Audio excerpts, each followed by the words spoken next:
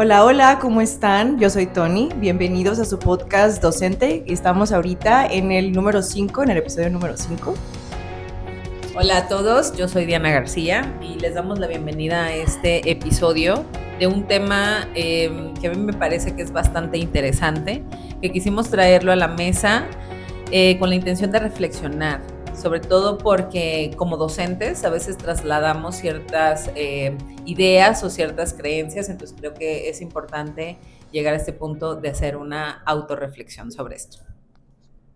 Pues para hablar de este tema tenemos hoy a una excelente invitada, quien es psicóloga de profesión. Su nombre es Paola Bracamontes, activista corporal y conferencista. Bienvenida, Paola. Muchas gracias. Bueno, ella trabaja con un enfoque gestalt, relacional, con perspectiva de género y interseccionalidad. Interseccionalidad es correcto. ¿A qué se refiere eso? La interseccionalidad, bueno, es un término que se acuñó para observar cómo una persona, dependiendo en el número de categorías en el que esté inserta, es el grado de discriminación que va a afrontar o que va a vivir. Categorías como el género, la orientación sexual, la raza, la tez, y recientemente el tamaño corporal ha sido una categoría que se ha incluido al tema de la interseccionalidad. Interseccionalidad. Nueva palabra para agregar a mi vocabulario que no lo tenía. Ella se ha especializado en temas de género, pero como decíamos, en temas de feminismos, violencias estéticas, gordofobia, trastornos de la conducta alimentaria y diversidades sexuales y corporales. Pues vamos entrando de lleno. Primero platícanos, Pau, cómo tú te describes, es decir, en qué crees, cuáles son tus convicciones y por qué estás haciendo lo que estás haciendo. Bueno, primero que nada, muchas gracias por el espacio. Me parece maravilloso que tengan un espacio en donde se interesen por la salud mental de los docentes, porque, bueno, yo no he escuchado de un espacio donde lo hagan, ¿no? Y por otra parte, en donde puedan visibilizar estos temas que sí son muy necesarios, ¿no? De desnormalizar. Y bueno, contestando un poquito a las preguntas que me hacen, yo me describo... me es complicado, ¿no? Elegir como alguna palabra o pocas palabras, pero yo diría que me considero una persona revolucionaria, una persona que no se conforma, ¿no? O que no da por sentado que lo que se le dice así es y punto, ¿no? Siempre tengo como este interés por buscar más allá de lo que se me ha dicho. También creo, ¿no?, en la justicia social, y justo creo que el tema que vamos a tocar hoy tiene que ver mucho con la responsabilidad de la sociedad también y qué hacer o cómo hacerle frente a todo esto. Y también creo en que es posible la sanación en colectivo. Sí creo que necesitamos colectivizar muchas experiencias para no dar por sentado o creer que entonces temas que creemos que son individuales en realidad son de origen colectivo. Mi activismo creo que justo viene de cómo este tema ha tocado pues en mi vida, ¿no? Y cómo, por ejemplo, pues tampoco he estado exenta, ¿no?, de que me atraviese la gordofobia y que tenga un impacto sumamente fuerte al grado de desarrollar trastornos de la conducta alimentaria.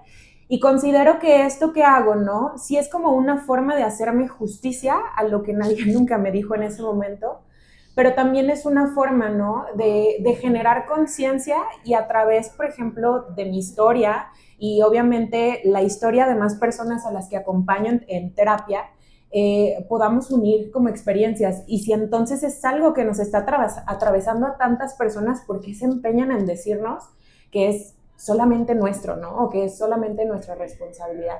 Entonces, bueno, a manera de resumen, básicamente eso es la razón por la que lo hago. Oye, y para dar comienzo a este tema, ¿nos podrías explicar qué es la gordofobia? Más bien, ¿de dónde surge este término?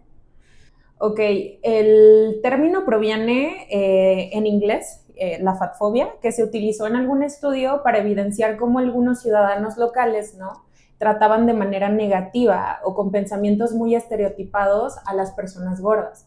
Pero hay algunas autoras, sociólogas, que dicen que esto viene desde la época colonial, ¿no?, en donde afirmaban que los colonos blancos pues decían que la gordura era propia de las personas negras. Entonces, bueno, aparte, ¿no? Entonces, esta afirmación de que los cuerpos gordos solamente eran pertenecientes a las personas gordas, no solamente es gordofobia, sino que también es racismo, sí, ¿no? Entonces, al igual que el racismo, la gordofobia es una forma de discriminación. Es un sistema que discrimina, que oprime, que violenta a las personas gordas por el hecho de estarlo. Así como suena, ¿no? O sea, por el hecho de estar gorda, ya viene una violencia o una discriminación segura, ¿no? Y dicho en otras palabras, bueno, la gordofobia es como esta versión, rechazo u odio hacia los cuerpos gordos, ¿no? O de talla grande también es correcto decir. Aclarar que en todo momento yo voy a estar utilizando la palabra gordo, gorda, no de manera estigmatizada o como insulto o de manera peyorativa, sino justo como lo que es, ¿no? Como un adjetivo calificativo y como una palabra que para mí es neutral, ¿no? Entonces, incluso si nosotros, por ejemplo, revisamos la etimología de la palabra gorda, podemos encontrar, ¿no?, que proviene del latín gordus, que significa pesado, desequilibrado en sus proporciones y bobo, perdón, ¿no? Entonces, desde ahí hay una estigmatización social negativa hacia las corporeidades gordas. Eso básicamente es gordofobia. Perdón, Diana. Nada más para cerrar esto, yo quería preguntar algo en particular. Mi hijo, el más chiquito, está flaquito. Y de repente he escuchado mucho en la casa, en la familia, que de repente hacemos como sin querer el comentario de que, ¡ay, flaquito! Y el otro día él mismo me dijo que no se habla de los cuerpos de las personas. Tiene 6, acaba de cumplir 6. Y creo que esto viene a darnos como una lección también desde las generaciones más jóvenes, pero aunque se lo digan de cariño, es algo negativo, porque yo me quedé con esa idea de que, bueno, le estamos diciendo flaquito, o si hubiera estado gordito, o sea, es con cariño. ¿Cómo haces una diferencia o no se dice, o qué hay como crianza que se tiene que hacer con los hijos? O decirle a la familia, no le vuelvas a decir eso, o que él mismo exprese como este tipo de límites. Bueno, de entrada creo que tu hijo ya está evidenciando su límite, ¿no? O sea, por algo le es incómodo. Y bueno, creo que no hace falta como revisar mucho, sino que también, de entrada, ¿cómo es que aprendimos a llamarnos como una forma amorosa a través de un adjetivo calificativo? Claro. Yo algo que sí creo, ¿no? Y esto lo aprendí en un diplomado de prácticas narrativas, que por ejemplo, cuando nosotros utilizamos un adjetivo, es como si encerráramos a la persona en una cajita y de ahí no puede ser algo más que solo eso. Entonces, reducir eso a solamente eres flaquito, no le da permiso de ser algo más, pues. Y al final, pues, realmente no somos nuestra apariencia física, ¿no? Va mucho más allá del aspecto físico. Entonces, de entrada creo que sobre los cuerpos no se tendría por qué hablar, pero se me hace muy lindo, ¿no? Como tu hijo, ¿no? Pueda tener la apertura de poder expresar, no me digas así. Y yo creo que eso debe de ser respetado también. Uh-huh. Ay, Pau, pues miren, vamos entrando y les encargo, ¿eh? Cuando yo hice conciencia de este tema, que principalmente fue gracias a ti, yo tuve que volcarme en mi historia y en la historia de las mujeres de mi familia. Y yo sí sentí como que viví un duelo, o porque fue como muy confrontativo el darme cuenta que yo nunca le encontré defectos a mi cuerpo mientras era niña, hasta que alguien más lo señaló sobre mí. Y entonces yo me miré a través de las otras personas. Sí. Y fue cuando entonces yo concluí que algo estaba mal conmigo y con mi cuerpo, y que entonces pues yo tomaba, pensando que yo tomaba la decisión, realmente la tomaba a través de otras personas. ¿Qué decisión? Ponerme a dieta o hacer algo para que cambiara mi cuerpo. La mayoría de las mujeres que yo me rodeaba y con las que yo crecí y que me cuidaban siempre estaban metidas en dietas. Que la de la luna, que la de la lechuga, que la de la col, que la de la que quieras, y mi madre fue una de esas mujeres. Todo el tiempo estaba viviendo de verduras, todo el tiempo estaba viviendo de malpasadas, de medicamentos, de las bolitas que se ponen en las orejas, y bueno, siempre tratando como de lograr cubrir el estándar y el estereotipo de ese momento. Uh-huh. Entonces, a mí me viene ya ahorita esta pregunta. ¿Quién dijo que así tenía que ser? ¿Quién nos lo impuso a las mujeres? Y hablo nada más de las mujeres, aunque yo sé que también los hombres lo padecen, pero en este momento hablo yo de mi historia, de mi experiencia. ¿Y por qué nunca es suficiente? Bueno, es que ¿quién nos lo ha dicho, no? Sería la pregunta. Está por todos lados y estamos bombardeados de esa información todo el tiempo. Pero mucho tiene que ver justo, ¿no? La cultura de dietas, que es, bueno, machista, misógina, clasista, ¿no? Y tiene un montón de categorías que, bueno, oprimen, ¿no? Y que discriminan también. La cultura de las dietas es una forma más en cómo se nos controla el cuerpo, principalmente a nosotras las mujeres. Ya lo venías diciendo tú. El hecho de que hagamos más énfasis en nosotras las mujeres, bueno, es que sí es verdad que esto no excluye a los hombres, pero es de una manera bien diferente, ¿no? Y bueno, si nosotros revisamos históricamente, sí se nos ha puesto en desventaja y sí se nos ha controlado nuestro cuerpo de muchísimas maneras, justo porque vivimos en un país donde hay una educación muy machista, ¿no? Entonces, ¿qué pasa? Que con la cultura de la dieta, el mensaje que se manda es que hay cuerpos válidos y cuerpos que no, ¿no? Como si hubiera una jerarquía de cuerpos posicionando en la cima al cuerpo delgado, pero no nada más es delgado, o sea, es joven, blanco, ¿no? Y si nos ponemos más minuciosas de cómo es ese estereotipo que se sitúa en la cima, pues yo creo que no tiene celulitis, y si se le permite tener grasa o tejido adiposo, estratégicamente tiene que estar en bustos y en pompis, ¿no? Entonces, ¿qué pasa? Que cuando alguien está en la cima, ¿cómo se le ve? ¿Cómo se le percibe, no? Todo mundo le admira, todo mundo quiere ser él. Entonces, creo que de entrada es normal, ¿no?, que queramos ser o convertirnos en esta persona que está situada en la cima. Pero lo que no es normal es que se le trate mejor o diferente solamente por el tamaño corporal o aspecto físico que tiene una persona. Eso es discriminación y eso se le llama gordofobia también. Entonces, ¿qué pasa? Que la cultura de las dietas, ¿no?, utiliza estratégicamente discursos gordofóbicos que tocan fibras sensibles de nosotras también, ¿no? Termina diciéndole al mundo, ¿no?, que está mal que existan los cuerpos gordos y que si existen cuerpos gordos tienen que reducirse o que aquí no caben, ¿no? Ahora, pónganse en el lugar de una persona que habita un cuerpo gordo. Lo que realmente escucha: está mal ser tú, aquí no cabes, reduce tu tamaño, ¿no? Estos mensajes justo lo que generan es una insatisfacción corporal. Entonces, yo no conozco a ni una sola mujer, ¿no?, que no haya iniciado una dieta a partir de que le hicieron ver algo malo con su cuerpo, es decir, a partir de una insatisfacción corporal, o justo con la promesa, ¿no?, de que haciendo tal dieta te vas a sentir muy bien, vas a estar en tu mejor versión, ¿no?, entre otras cosas que se nos prometen. Pero también la cultura de dietas lo que tiene es depositar la responsabilidad, es decir, me deslindo de responsabilidad, pero es tu responsabilidad porque de ti depende que puedas lograr esto. Es cuestión de fuerza de voluntad, nos dicen. Es cuestión de que tú quieras. O sea, no pongas pretextos, literalmente te dicen, ¿no? El dinero no, o sea, hasta con poquito, ¿no? Puedes tener acceso a mucho. Y la realidad es que justo, ¿no? La pregunta sería, ¿cuánto tiempo puede sostenerse esto? ¿A qué costo lo vamos a seguir haciendo? Y justo que la dieta, ¿no?, viene después de tener una insatisfacción corporal como una consolación o una promesa de aquí está tu solución para el problema, ¿no? Entonces, qué casualidad que para cada problema o inseguridad que tenemos se nos venda una solución, ¿no? Justo respondiendo a esta pregunta, ¿no?, de ¿por qué nunca es suficiente? Bueno, ¿por qué sería suficiente si hay todo un sistema detrás que se beneficia de ello, ¿no? ¿Cuántas empresas multimillonarias de dietas y de belleza no quebrarían si un día despertáramos la mayoría de mujeres? Porque, ojo, este sector, ¿no?, y estos negocios van dirigidos principalmente hacia nosotras. Somos sus consumidoras número uno, ¿no?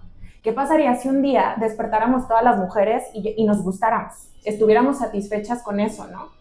¿Cuántas empresas y cuántos negocios no quebrarían? Entonces, bueno, creo que ahí tienen una premisa, ¿no?, de esto. Híjole, todo este tema de las dietas me viene a la cabeza tantas cosas. Una de ellas es que acabo de leer yo estoy obsesionada con la neurociencia. Me encanta todo el tema del cerebro y cómo aprendemos y todo eso, ¿no?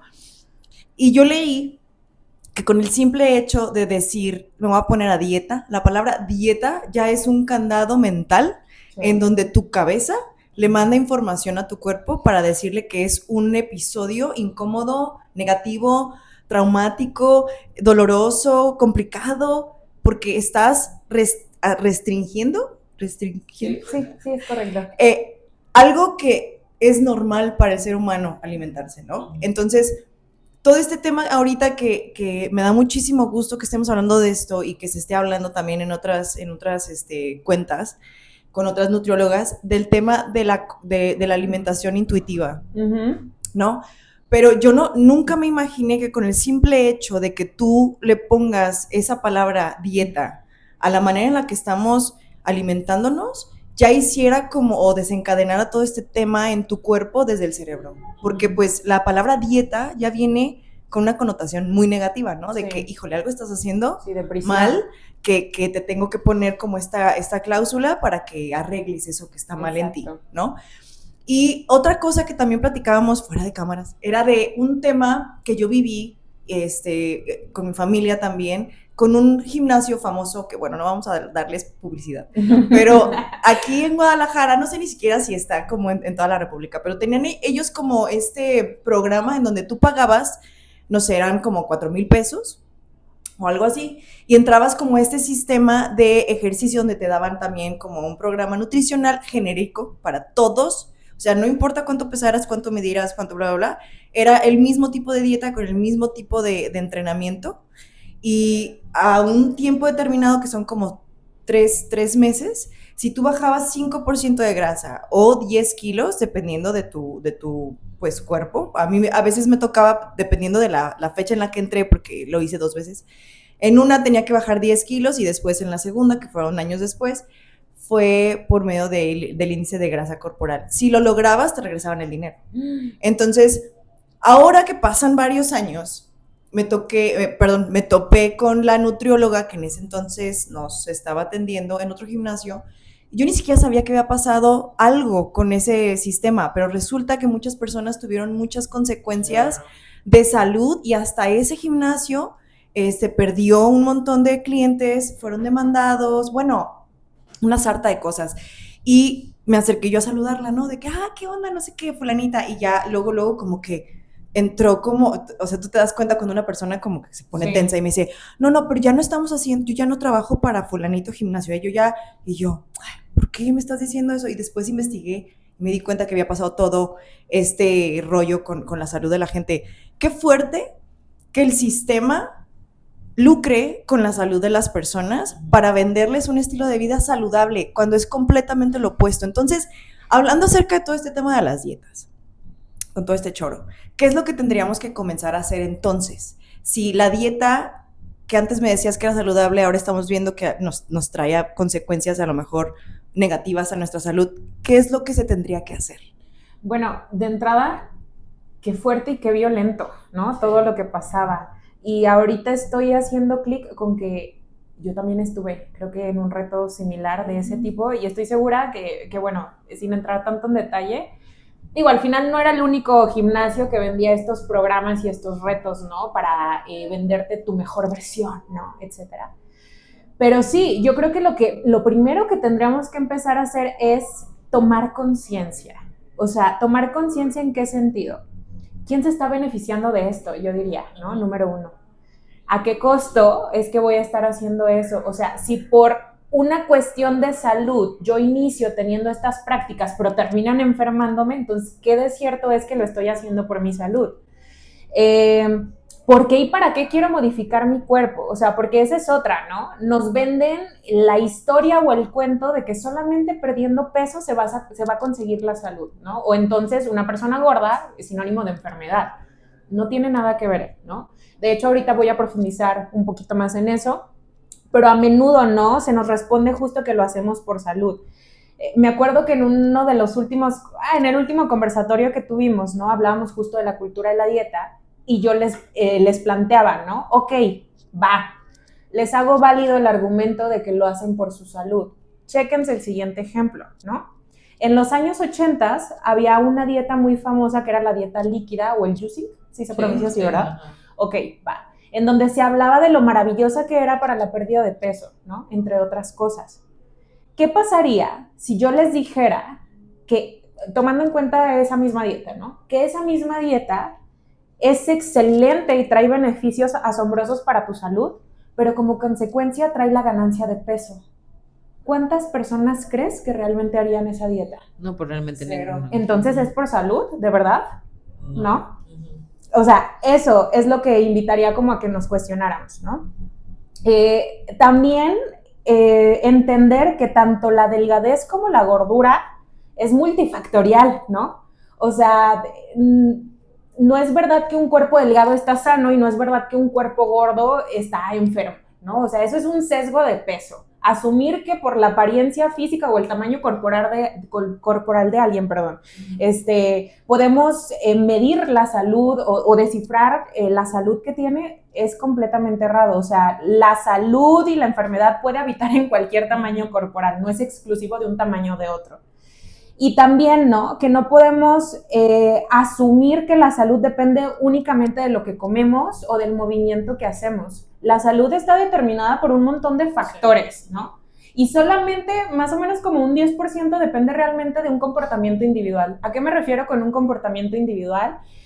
Con el sueño y la vigilia, ¿no?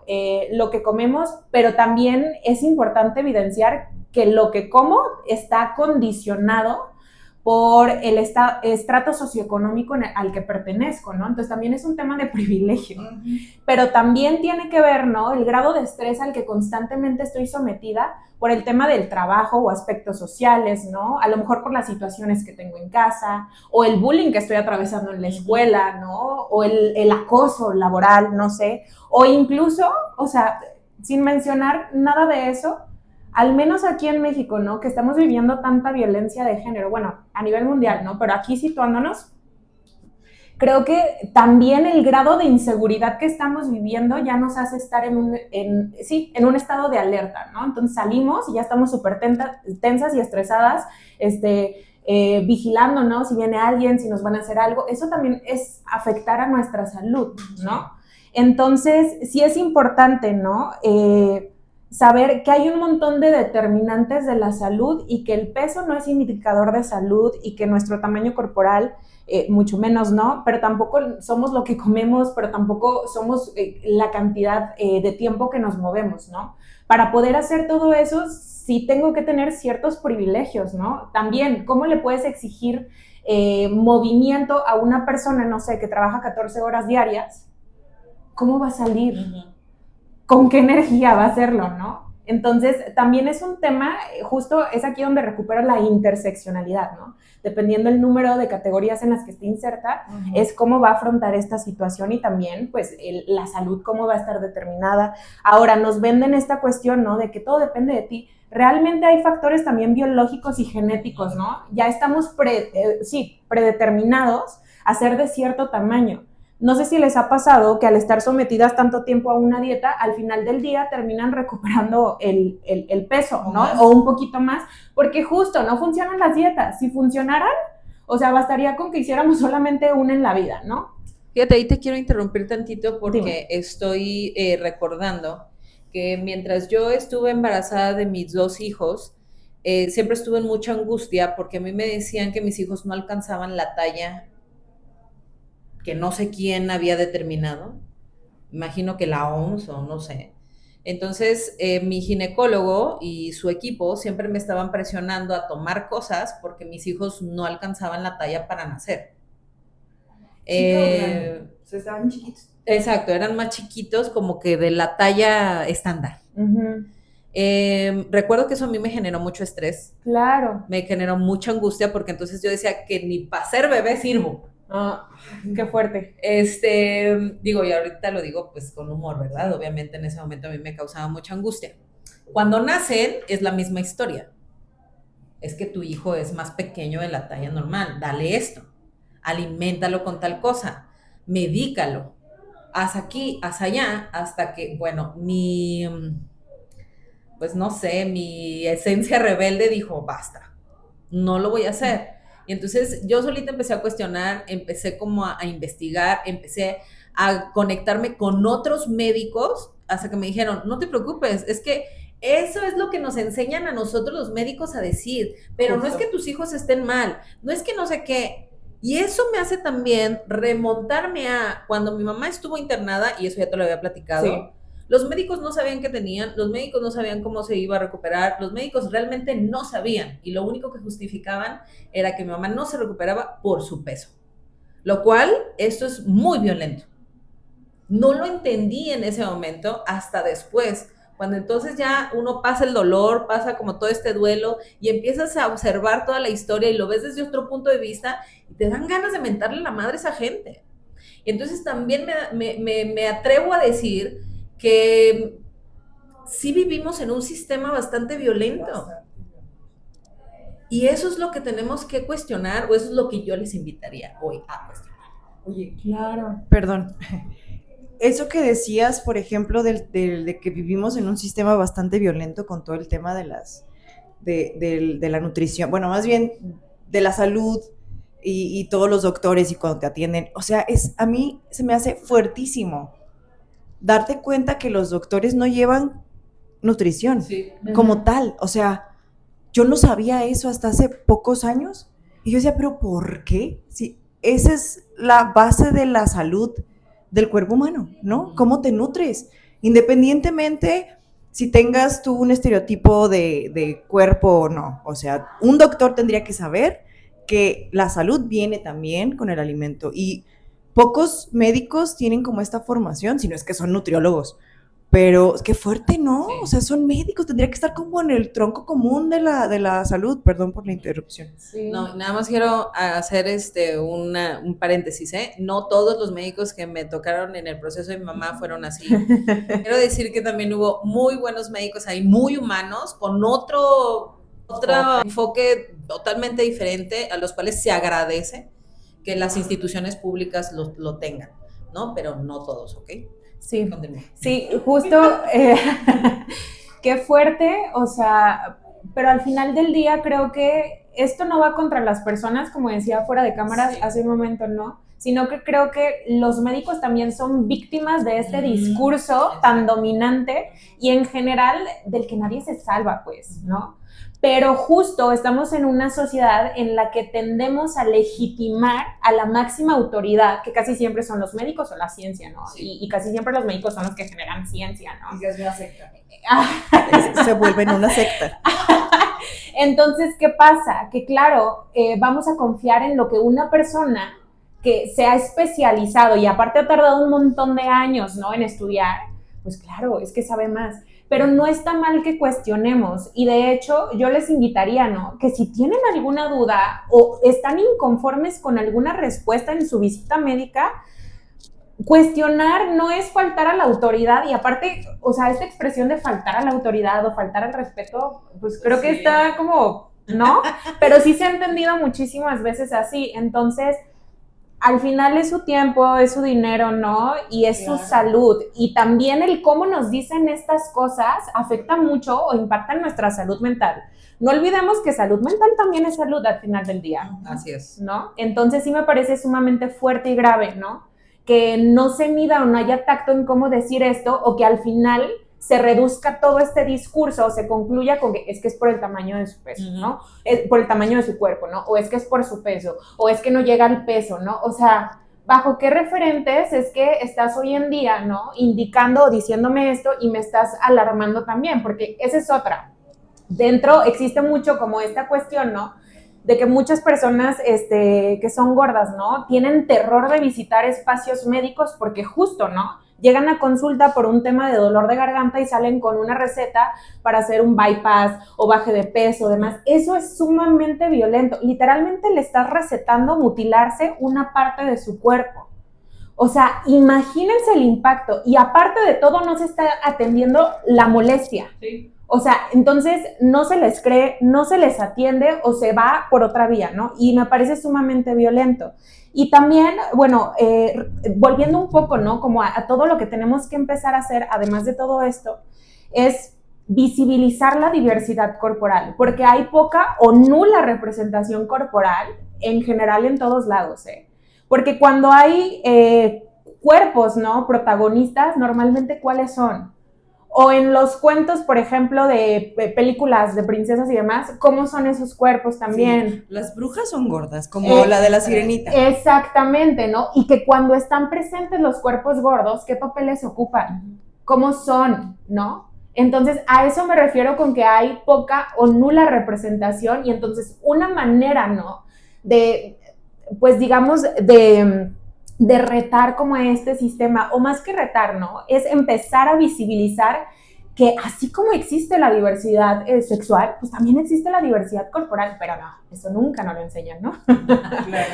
O van a decir que es una imposición de otras ideologías. Exactamente, ¿no? Bueno, quiero hilar un poquito esos ejemplos, que no se nos olviden esos ejemplos que acabas de dar ahorita. Pero bueno, retomando esta parte, nosotros somos un podcast que hablamos de salud mental de los docentes y tenemos temas aquí en la mesa que nos ayudan a cuestionarnos, sobre todo en cómo desde mi práctica trascienden ciertas ideas personales de mi propia historia y que voy y las pongo en el aula porque sucede, somos humanos. Y cómo toda esta programación, pues se las compartimos a nuestros colegas también, o sea, a la gente que está a nuestro alrededor y que pensamos que a veces nuestra forma de ser o nuestra forma de vivir es la correcta. Y en este planteamiento yo quisiera preguntarte, desde tu punto de vista, ¿consideras que en las escuelas puede ser espacios que generen gordofobia o que la acentúen en algunas situaciones? Y yo, totalmente, en mayúsculas. Por dos. Sí, por 1000, ¿no? Bueno, lo que quiero, yo sé que sí, pero lo que quiero es como ejemplificar para que las personas que nos están viendo se puedan, pues sí, identificar más fácil. Híjole, qué fuerte. Bueno, de entrada quiero aclarar que tengo muchísimo tiempo que no piso un espacio académico, entonces no me vayan a funar si digo algo de lo que no estoy actualizada. Pero ¿a qué me refiero con esto, no? Yo diría que en el tamaño de las sillas. No hay sillas, o sea, en donde sean de diferentes tamaños, sino que es un único tamaño donde literalmente, ¿no? Es una manera más de decirle a la gente gorda, aquí no cabes. Entonces, desde ahí, ¿no? Y seguramente si hay transporte escolar, pues también va a haber un único tamaño de asiento, ¿no? De la misma manera en que en el transporte público. En los espacios deportivos sí se les trata diferente a las personas gordas. O sea, se asume, ¿no? Entonces, ya sabemos que la gordofobia de alguna manera asume o construye una identidad negativa por habitar un cuerpo gordo. ¿De qué manera, no? Salud. De manera de la salud, sí, claro. De manera de la salud, ¿no? O sea, ejemplo, ¿no? Cuando estamos en los espacios deportivos, casi siempre a las personas gordas se asume que son poco habilidosas, ¿no? O que entonces se burlan, ¿no? De cómo corren o seguramente les cuesta más. Cuando, a ver, el tema de la habilidad no tiene que ver con el tamaño corporal. También hay cuerpos delgados o de otras tallas, ¿no? Que no son tan hábiles para el deporte. Entonces, esto no es exclusivo, por ejemplo, del tema de un cuerpo gordo o grande, ¿no? También se les hacen un montón de burlas. Yo creo que es el primer espacio en donde resuena más o hace más eco la palabra gorda, pero desde una connotación de insulto o una connotación negativa, ¿no? O casi siempre, por ejemplo, volviendo al tema de los espacios deportivos, no sé, si van a practicar algún deporte, no sé, fútbol, ¿no? Se les elige de porteros para que sean quienes paren todas las pelotas o recibir balonazos. Sí, así como lo oyen, ¿no? Sí, sí pasa. Y no sé, así como mencionábamos hace rato, ¿no? Lo que pasa en los espacios médicos, pues también sí hay un área de enfermería en donde justo no se ha cuestionado como esta parte de no reducir el tamaño corporal igual a determinado grado de salud o enfermedad, pues también podrá ser un espacio potencialmente violento para las personas gordas, ¿no? Otro ejemplo que se me ocurre y es basado en mi época de la secundaria, quiero aclarar, es... o sea, sí, pero no. Es que, por ejemplo, cuando las personas gordas, ¿no? Está de más decirlo, pero todas las personas también se enamoran, ¿no? Tienen sentimientos, sí, etcétera, etcétera. Entonces, ¿qué pasaba? Que cuando yo estaba en la secundaria hacían retos, ¿no? Entre los más populares o bromistas y retaban a las chicas más bonitas, ¿no? Que normalmente tenían este cuerpo hegemónico, delgado, blanco, ¿no? A que se hicieran novios por un día de la persona, del hombrecito gordo, ¿no? Por así decirlo. O de la chica gorda, viceversa, ¿no? Hablando en relaciones heteronormadas, pues, heterosexuales, ¿no? Y pues sí se juega mucho con sus sentimientos, se les humilla también, se enamoran y los desprecian, ¿no?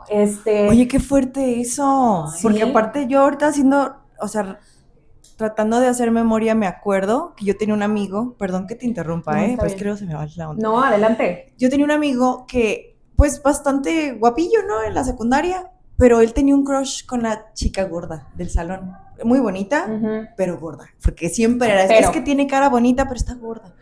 Y yo me acuerdo que en algún momento me lo comentó y le dije, pues llégale, ¿qué tiene? Ah, no, porque luego iba a ser él el objeto de la burla del salón. Exacto. Porque cómo va a ser que él, siendo de los guapos, le guste la gorda. Exacto. Y dejó pasar el año, o sea, la secundaria, nunca le dijo nada. Hasta hace poquito una vez platicamos del tema, no le pregunté si después hizo algo como de invitarla a salir, pero se perdió la oportunidad de conocer más a alguien que le gustaba solamente porque era gorda. Sí, totalmente. O en el caso de muchas personas, lamentablemente también, tienden a querer relacionarse con personas gordas, pero como si fuera un tema de filia. ¿Sí me explico? O sea, como la lista de las cosas que me gustaría es, no sé, hablando en tema sexual, ¿no? No solamente con juguetes sexuales, sino solamente me falta una chica gorda, ¿no? Como para cumplir un sueño o experiencia sexual. Y eso también es gordofobia, pues, porque claro, se está no solamente cosificando o sexualizando, ¿no? Pero solamente como de verdad reducirlo para mi placer, ¿no? Para mi satisfacción, es meramente utilitario también, bueno, y muy violento. Termina cosificando y al final de cuentas se puede decir que es machismo. Exactamente, ¿no? Y otro de los ejemplos que iba a decir tiene que ver con esta parte de los docentes, ¿no? Y quiero aclarar que esto no va contra ustedes ni contra las personas, ¿no? Es contra un sistema que nos hace creer que tenemos que normalizar esto o que incluso se vuelve imperceptible, ¿va? Pero lo que sí quiero decir es, también si los profesores no están sensibilizados a este tema, probablemente se va a perpetuar esta violencia, ¿no? O probablemente se puede hacer caso omiso a situaciones muy graves Justo. Y muy delicadas. Y también otro ejemplo que tengo, ¿no? No quiero que parezca un monólogo, pero sí me parece muy importante mencionarlo, es un ejemplo mío. Me voy a exponer, ¿va? Cuando estaba en la secundaria, yo tenía una maestra en la secu que normalmente se la pasaba elogiando, ¿no? Pero elogiando de que, ay, hoy te ves muy bonita, ¿no? Ay, hoy qué bonito te maquillaste y demás. Yo no fui la excepción. ¿De qué manera fue, no? Cabe aclarar que esto, pues, este tema de la gordofobia, de la violencia estética, nadie nos salvamos, ¿no? Entonces yo no fui la excepción. Y en ese momento yo justo, ¿no? Estaba atravesando por un tema de trastornos de la conducta alimentaria. Que todos hemos vivido, la verdad. Seguramente, ¿no? Y si no, mínimo, conductas alimentarias de riesgos que están sumamente normalizadas. Entonces, en ese momento yo era una de esas chicas y la maestra me dice, ¡ay, qué bonita te ves! ¿No? Está súper flaquita, ¿no? Uno, lo que yo estaba traduciendo en ese momento no era el ¡ay, qué bonita!, ¿no? Sino es como de, no manches. Entonces, ¿ves, Pau, cómo de la otra manera no te veías bien? Estaba mal ser gorda, ¿no? Dos, que lo hizo frente a muchas personas, ¿no? Me sentí humillada, ¿no? Como evidenciada, expuesta. Justo algo que yo quería ocultar, ¿no? O cubrir. Y que al final del día, digo, era insuficiente, por más delgada que me viera en otras personas, ¿no? Pero para mí fue un tema de exposición muy fuerte, ¿no? Y la otra también es que ahora, ¿no? Viéndolo desde fuera, me pongo a pensar en las personas que presenciaron eso, cómo habrá impactado ese comentario al elogiarme a mí, pero que no estaba elogiándome a mí ni a mi cuerpo, estaba elogiando un trastorno en la conducta alimentaria y que pudo haber sido un cáncer o que pudo haber sido cualquier otra enfermedad. Una depresión. Exactamente, ¿no? Hay muchas enfermedades mentales que hace que tenga este impacto, ¿no? De hacer fluctuar nuestro peso también. Y en este caso, si era un tema con una distorsión cognitiva muy fuerte, pues, y que incluso pudo haber acabado muy mal. Entonces, solo quería como aclarar eso y que, perdón. Te voy a interrumpir nada más ahí para hacer como una acotación. Ya habíamos dicho que lo importante es no referirnos de ninguna forma hacia los cuerpos de otras personas. Vean el ejemplo que está poniendo Pau en este momento y me reflejo yo como docente, porque yo también, yo creo que me defino de las apapachadoras y de las que estamos en el cotorreo y todo, y quiero ponerme a pensar y a reflexionar si en algún momento he hecho un comentario de esos, que a lo mejor yo pienso que estoy elogiando a alguien más. Esto que voy a decir lo escuché en un podcast que también hablaba del tema, donde decía la chica que estaba diciendo este tema, que también estaba pasando por un TCA, por un trastorno de conducta alimentaria, y donde el haberla elogiado porque había bajado de peso por estarse provocando el vómito, entonces la hizo caer mucho más a fondo en ese trastorno, potenció su trastorno de conducta alimentaria porque dijo, está funcionando, entonces me voy en un tobogán. Y esta chica entonces comenta que le fue muy difícil salir de un trastorno de este tipo porque ella lo que estaba buscando era ese reconocimiento de las demás personas. Totalmente. Entonces no quería dejar pasar de decirlo porque sí es importante. Sí, muchas gracias. Y justo, bueno, a lo que voy con todo esto es que al final del día, ¿no? Cuando me refiero a que si una persona no mira cómo le ha atravesado la gordofobia, ¿no? Difícilmente va a poder observar, ¿no? O va a ser imposible que no influya sus creencias y sus pensamientos con cómo afronta o todo lo que se vive en el aula. Digo, porque al final del día en el aula se reproduce todo lo que somos allá afuera, ¿no? Entonces puede ser muy perjudicial. Y no crean que el tema de la gordofobia afecta solamente a las personas gordas, ¿eh? Digo, sí las pone en una situación más en desventaja, ¿no? Y la violencia está muchísimo más fuerte, ¿no? Hacia las personas gordas, pero al final del día nos afecta a todos, de muchas maneras, ¿no? A todos y todas. Porque al final del día, ¿quién no tiene miedo a engordar? ¿No? Yikes. Sí.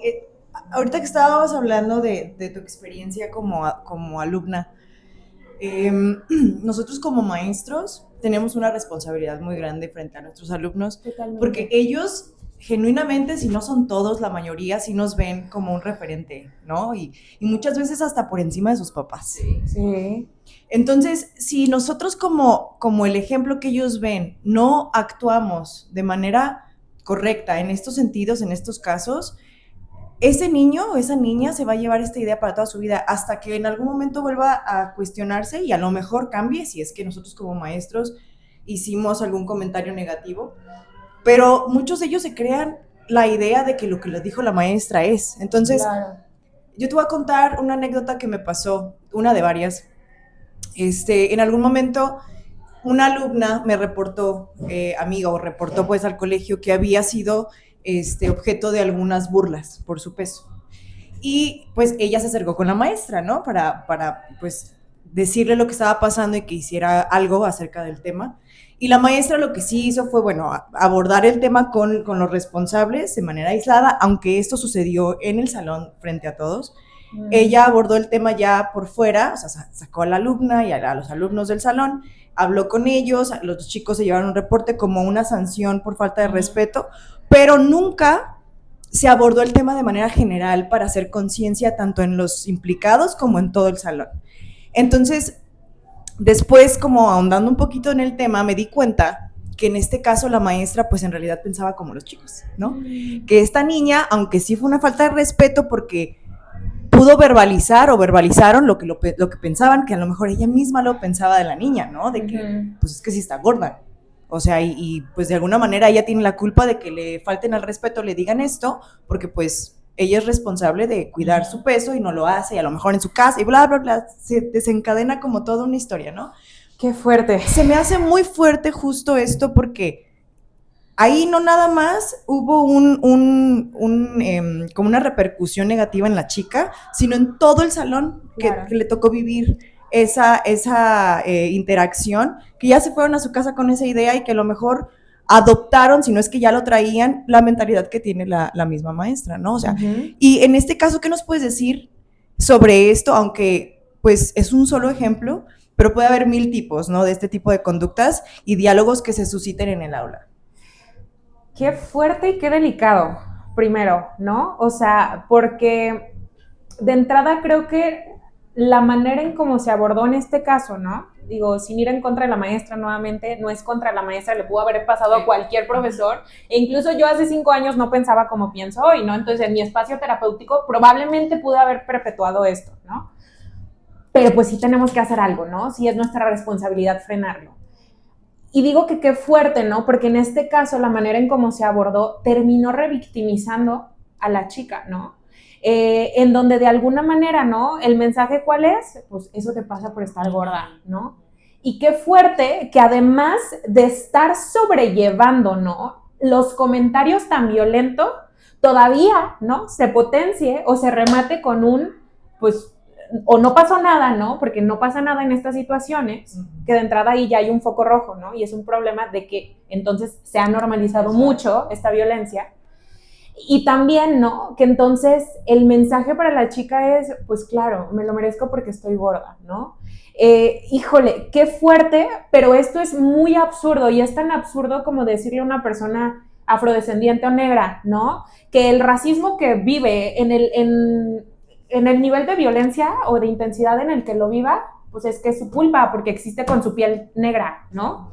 Y que entonces el mensaje es, cambia tu piel, ¿no? Qué fácil, ¿no? Nuevamente, ¿no? En lugar de revisar el por qué nos incomoda tanto y por qué yo estoy reproduciendo eso, es más fácil, ¿no? Deslindarme de responsabilidad y culpabilizar a la persona que provoca este tipo de comentarios. No es verdad, o sea, la responsabilidad aquí y la violencia, ¿no? Es de quien la reproduce. Evidentemente no es culpa de esta chica, ¿no? Y de entrada no tendría que pasar. Así hubiera sido un caso de racismo, ¿no? Así hubiera sido un tema, bueno, también de discriminación, como es el caso del peso. Entonces, no tendría que pasar este tipo de cosas. Sin embargo, lo alarmante aquí es que siguen pasando y que no se encuentra nada malo en ello, pues no se encuentra nada grave, perdón, y eso es justo lo que intento decirte, que es necesario que desnormalicemos, ¿no? La violencia se combate hablándola, ¿no? Porque justo lo que hace que se perpetúe la violencia es como quedarnos en silencio. Digo, no me voy a meter mucho en este tema, ¿no? Porque sé que hay distintas situaciones de violencia que condicionan el que sintamos el poder de hablar, ¿no? Entonces, en el caso de esta chica, pues no es su culpa, ¿no? Ni ella lo provocó y de entrada no tendría que pasar. Entonces, sí les invito a que lo piensen desde esta lógica, ¿no? Qué absurdo sería o qué hubiera pasado, ¿no? Si no hubiera sido el tema del cuerpo, sino el tema de la piel, ¿cómo se hubiera abordado? A lo mejor yo imagino que hubiera sido más evidente para la maestra o para cualquier persona en este siglo, ¿no? En pleno 2024. Pero reitero, ¿no? Al igual que el racismo, la gordofobia también es una discriminación, es una forma más de discriminar y puede ser muy violento y acabar muy mal. Uh-huh. Sí. Bueno, y aquí también me viene a la mente cómo hay también estos actos violentos al revés. Claro. De los mismos estudiantes hacia sus maestros. Y por el mismo tema, ¿no? O sea, por tener este sistema de creencias muy normalizado. Sí, pues algo que a mí me preocupa mucho, que estamos hablando ahorita y que me viene a mí a la mente por muchos casos en los que yo he estado atendiendo a nivel secundaria, que es donde yo me desenvuelvo, son los trastornos alimenticios. Uh-huh. Y yo veo con mucha pena cada vez es más los niños y niñas, o sea, porque a veces pensamos que nada más es a las niñas, pero también me he encontrado con niños que tienen un TCA. Y a mí me llena de mucha frustración porque a veces, pues no sé cómo darles la atención debida, digo, porque yo no soy la especialista en el tema, pero pues sale al tema, o sea, cuando tienes que solucionar alguna situación, siempre sale porque piden la ayuda a gritos. Algunos de estos niños, pues sí llegan a tener esa atención adecuada, afortunadamente, pues sus padres son personas que pueden solventar esa atención. Es que es otro tema también. Pero, pues hay otros que no. Claro. Y cuando estamos hablando de un trastorno, yo me doy cuenta que llega, cuando ya estamos hablando de un trastorno, entonces llega a haber una dismorfia corporal, que yo puedo entender por lo que he leído y medio masticado, pues que obviamente eso sí ya está afectando la salud mental, ¿no? Porque ya entran en un control de calorías, que horas de ayuno, que se obsesionan en la imagen que ven en el espejo y que dicen tener un sobrepeso cuando pues uno los ve y dice, no lo tienes. Yo creo que todos hemos pasado por eso. Sí. O sea, ¿no te pasa, Diana, a ti que ves fotos? A mí me pasa mucho, que veo fotos de mí cuando yo me sentía gorda en ese momento y los veo y digo, ay, reina, sí, exacto. Tú estabas en los huesos, what the fuck. O sea, se llama dismorfia, ¿verdad? Sí. Porque yo la confundo con disforia, lo cual no sé si eso es de género. Era algo que estaba categorizado por un manual de psicólogos, okay. Pero la palabra correcta es dismorfia corporal. Pero yo sí lo he vivido, no sé si a ti te ha pasado. Sí, también me llegó a ver fotos donde yo también sentía que tenía un sobrepeso y me veía y digo, wow, pero bueno, a eso nos referimos con la dismorfia. A mí lo preocupante es precisamente eso. La pregunta que yo te voy a decir, ¿cómo puede afectar la salud mental? Bueno, ya es evidente que afecta la salud mental, pero nada más en los trastornos, o sea, nada más cuando estamos hablando de trastorno afecta la salud mental. No.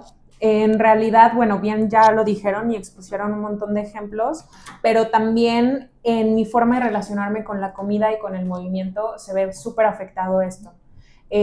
Todo el tiempo está la presencia de la culpa, ¿no? La hipervigilancia a lo que comemos, a cómo me veo. Hay una satanización de los alimentos y por ende una categorización como buenos y malos, ¿no? Y se desatan un montón de conductas alimentarias de riesgo, o sea, como el estar hipervigilando, ¿no? Como en las cantidades, las porciones. Hay un tema incluso de vergüenza que me vean comer, ¿no? Hay mucha culpa y ansiedad todo el tiempo, ¿no? Por el tema de la comida y por ende no hay un disfrute. O sea, qué rico es comer, ¿no? Pero no se puede, ¿no? Sobre todo porque digamos que es más fuerte el miedo de ganar ese peso que entonces, híjole, pues tiene que haber un sacrificio, ¿no?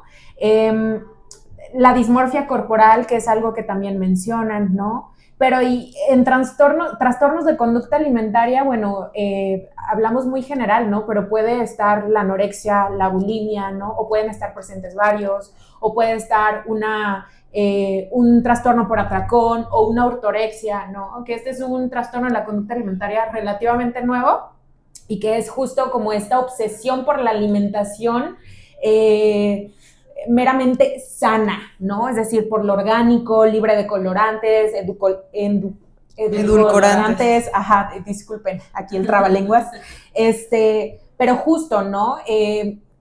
Todo esto es lo que genera, pues estos estereotipos o estos mandatos, que más que mandatos se vuelven exigencias a cumplir, ¿no? Esta presión por cómo me veo todo el tiempo, aunado también, ¿no? Como a este miedo a si me van a querer o no, si voy a ser deseada o no, ¿no? Pero también todo esto desata un montón, bueno, a veces en otros trastornos como es la ansiedad y la depresión, y que en ocasiones puede llevar a la muerte, ¿no? O sea, una situación de suicidio incluso. Entonces sí es algo sumamente fuerte y puede afectar. Y la gordofobia, lo quiero aclarar, sí puede escalar o sí puede ser mortal. Sí, totalmente. Yo creo que hasta el día de hoy, bueno, lo que hemos estado hablando, pues habla mucho también de ser consciente de ti, ¿no? Y no ponerte como en una comparativa de lo que ves en las redes sociales. Antes, en mis tiempos, cuando yo estaba, pues, en la adolescencia, yo coleccionaba estas revistas que se llamaban Tú o algo así. Bueno, yo era muy fan. Yo también. Y ahí venían, o sea, el otro día estaba acordándome que yo me acuerdo que en una de esas revistas venían como unos tips para bajar de peso, cuidarte, y todos eran súper estrictos y se iban como a un extremo, ¿no? Y que estaban al alcance de los adolescentes. Sí. Ahorita no nos vayamos lejos, o sea, las redes sociales se han vuelto pues una navaja de doble filo bastante peligrosas. Cuando yo tenía como, no sé, ya no tan adolescente, como unos 23 años, 22, yo tuve un trastorno de la conducta alimentaria muy fuerte y yo creo que nadie se enteró en mi familia ni mis amigos. Yo dejé de comer y cuando comía mucho, que tenía atracones, pero, o sea, vomitaba. Pero obviamente no me gustaba vomitar. ¿A quién le gustaba? Pero entonces dejaba de comer porque así evitaba vomitar. Y me acuerdo que en Twitter existían hasta cuentas que te daban tips de cómo vivir esto que se llamaba, lo que platicábamos Mía y Ana. Eran blogs, o sea, te decían cómo llenar tu estómago de agua, por ejemplo, para que no te diera hambre, o en qué momento podías escabullirte para ir al baño. Eso se me hace muy fuerte ahora que lo pienso como mamá. A mí me da mucho miedo este tipo de información que ande por las redes con nuestros hijos, pero no podemos hacer nada. O sea, no los podemos blindar en ese sentido de que no tomen redes sociales o que no tengan un aparato con internet, porque la verdad es que esa no es la realidad. La realidad es que existen y tienes que blindarlos de la manera emocional para que ellos sepan que valen tanto que si alguien tiene un comentario o alguna opinión diferente acerca de su cuerpo, que no les importe.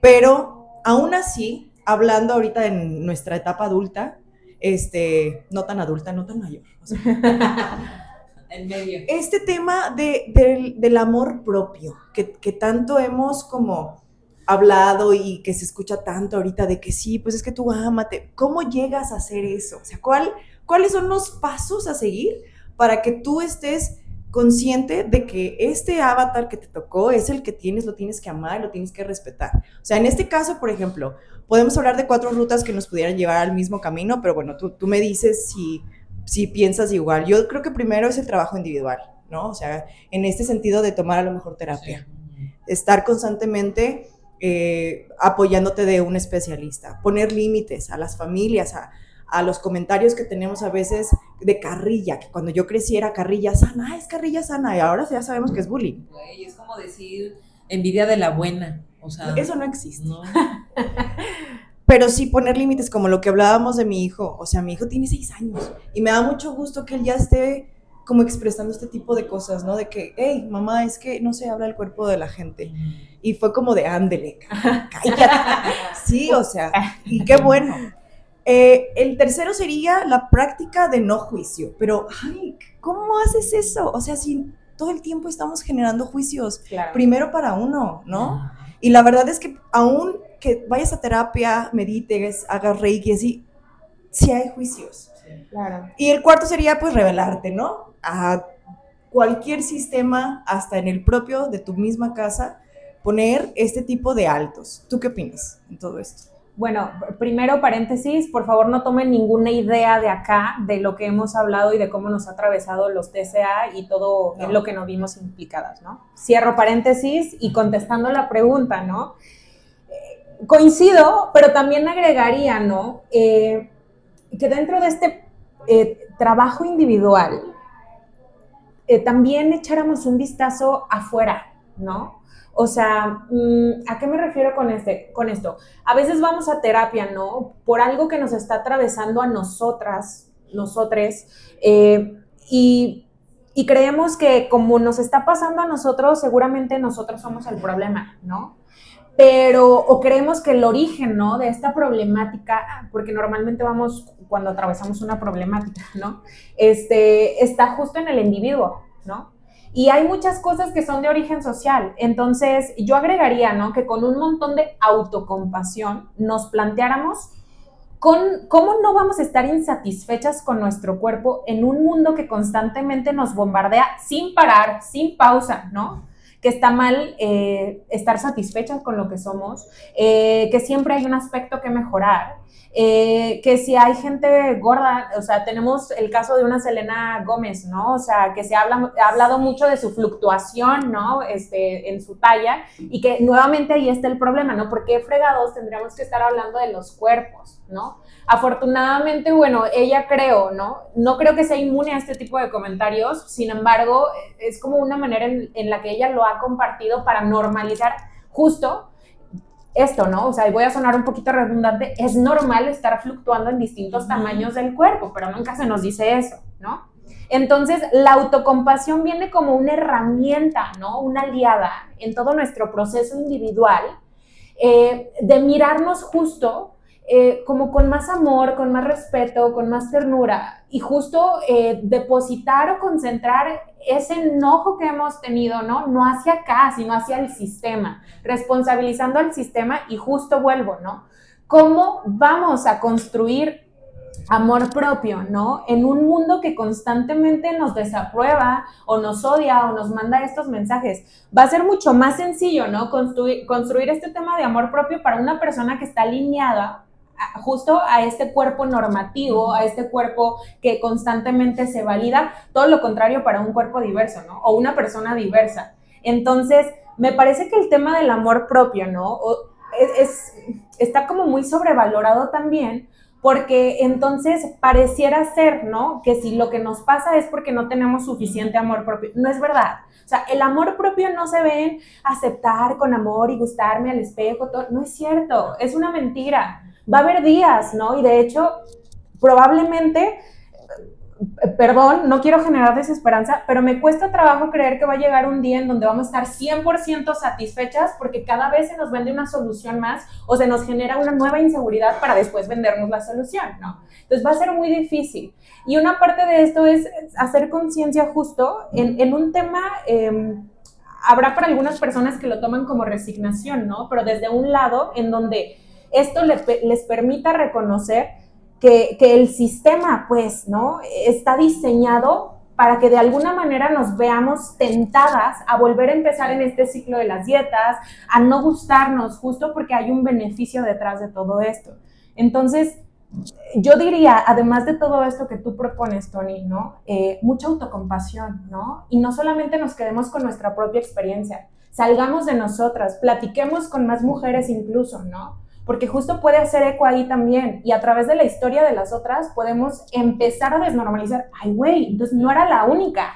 Y si nos está pasando a tantas mujeres y a tantas personas, entonces no es un tema individual, ¿verdad? Es un tema de justicia social. Justo a esto me refería en un inicio, ¿no? Con que creo en la colectivización, y creo que al menos el tema de la gordofobia, entre otros tantos, ¿no? Que también son formas de discriminación, sí es un tema de justicia social. O sea, nadie es culpable, o no es tu culpa tu relación con tu cuerpo ni con la comida, pero sí es tu responsabilidad, ¿no? Hacerte cargo de eso. Entonces, insisto, ¿no? Esto no es un tema como para quemar o para señalar, ¿no? A que, pinche gente gordofóbica, lo que sea. No, es que nadie nacemos sabiendo esto, pues, ¿no? Lo vamos aprendiendo conforme nos vamos incomodando y conforme nos va atravesando. Es que esa es la realidad. No lo miramos y no lo colocamos sobre la mesa hasta que esto no nos da un fuerte sacudidón, ¿no? De hecho, yo creo que así como lo planteas, yo durante la adolescencia lo vives en silencio. Sí. Pero, o sea, muy en silencio, porque no rebotas la información con nadie más, porque pues tú estás pensando que todos están pensando lo mismo que tú, ¿no? Sí. O sea, todos están luchando por bajar de peso. Pero cuando ya rebotas esta información, o sea, ya en un hartazgo, en un cansancio, y cuando ya lo comentas con alguien más y entonces la otra persona te cuenta su lado de la historia y dices, wow, la sufrió también. Y luego entonces otra persona te lo dice y dices, güey, la sufrió también.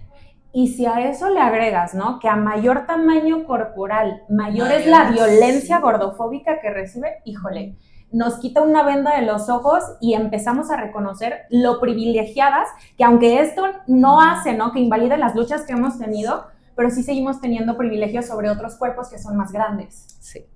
Pues justo por eso quisiera preguntarte, bueno, ya Tony mencionó como las 4 rutas. Vamos a la segunda, que sería el poner límites. Y en uno de los conversatorios de que tú impartes, que sí me gustaría que al último platicaras sobre eso para que extendieras la invitación, una de las frases que tú mencionaste, porque ya al momento de que todas las mujeres que tú invitas en el conversatorio empiezan a hablar sobre su propia historia y empiezas a ver cómo cada una lucha, tiene su propia justicia social, tú dijiste algo de que sea quien sea y tenga la edad que tenga, no permitas que nadie comente sobre tu cuerpo y siempre la trascendencia de poner límites con asertividad. ¿Pudieras ampliar un poquito sobre esto? Sí, justo el tema de los límites es una manera de autocuidarme. Me refiero a que los límites son como una manera de pintar una línea imaginaria, ¿no? Y una manera de demostrarle a los otros cómo necesito y cómo no necesito ser tratada. Entonces, de pronto, por ejemplo, el tema de los límites, ¿no? Cuando yo mencionaba que tenga la edad que tenga y sea quien sea, es porque está muy condicionado a quién le podemos poner límites. Se cree que, por ejemplo, a los papás, ¿no? Como que por ser mayores o a las personas mayores se les respeta. Hay un discurso como sumamente adultocentrista respecto a todo esto que condiciona mucho con quién sí podemos poner límites o no. O de repente, ¿qué pasa cuando mi papá hace un comentario, ¿no? O mi mamá, mi abuela, mi tía, ¿no? Que son personas más grandes que yo, evidentemente, que a mí me hace sentir mal o que transgrede incluso la forma en como yo permito que me traten, ¿no? Pero justo esta educación adultocentrista lo que nos dice es, como tú eres más joven y él es más grande, ¿no? O sea, es una falta de respeto responder, ¿no? Entonces, a eso me refería, ¿no? Con que sea quien sea y tenga la edad que tenga, no tiene derecho nadie a transgredir tus propios límites. De hecho, ¿no? A menudo como que cuando lo hacemos o nos animamos a hacerlo, se toma como una ofensa también incluso, ¿no? O se enojan también y entonces hace que se genere sobre la persona que está poniendo los límites como mucha culpa o entonces mejor ya no lo hago, ¿no? O sea, como incluso miedo, ¿no? Como si estuviera condicionado, digamos, el cómo me va a tratar a partir de lo que le digo no. A eso me refería yo justo con que tenga la edad que tenga, ¿no? Y sea quien sea. Y tienes el ejemplo muy claro, ¿no? De tu hijo que se me hace maravilloso, que tenga la libertad de poder establecer un límite, ¿no? Porque eso habla incluso de que, veámoslo de esta manera, ¿no? Si tu hijo o tu hija, ¿no? De alguna manera tiene la confianza de establecer un límite contigo, es, digamos, el primer paso para que cuando se relaciona afuera, ¿no? Sea quien sea también, pueda sentir la confianza de decir, esto sí te permito, esto no te permito, ¿no? Entonces, la importancia de que se genere también en casa hace justo que vayamos entrenando de alguna manera, ¿no? A las infancias a que puedan sentir que pueden, también son merecedoras, tengan la edad que tengan, ¿no? De establecer sus propios límites y ellos mismos también nos van dando lecciones de cómo necesitan ser tratados. Entonces, como dice una amiguita, ¿no? Una colega, los límites que pongo son para respetarme, no para ofenderte. Muy bueno, muy bueno. Sí, justo eso que dices de mi hijo, fíjate que nos costó, nos costó trabajo porque la familia, creo que de manera general, nosotros pensamos o crecimos entendiendo que los niños, lo que digan, pues no vale. O sea, si en este momento yo quiero venir y pasar tiempo contigo, no importa que el niño esté ocupado haciendo otra cosa, ponme atención, hazme caso. Y es como cuando el niño también tiene voz, ¿no? Claro. Y poner este límite o enseñarlos a que pongan los límites de chiquitos, se me hace que es de las herramientas más valiosas que les puedes dejar a tus hijos. Claro.